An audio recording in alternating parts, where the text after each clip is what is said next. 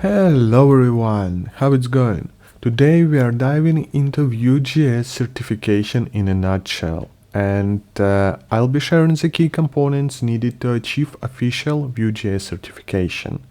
I am excited to announce that I'll be taking the certification exam in a few days, so finger crossed. In this study session, we are going to tackle each topic one by one, working through the certification process together. I'll be completing the level 1 of exam, and once it's done, I'm aiming to take the senior level. I plan to document the entire process in this playlist, keep it united and direct. This way you get a real-time unfiltered view of the journey. But bear in mind, there won't be any recordings of the exam itself.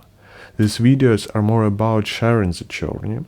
Studying together will make the process more engaging, and I hope this playlist serves as a valuable resource for anyone looking to delve into the VueJS certification.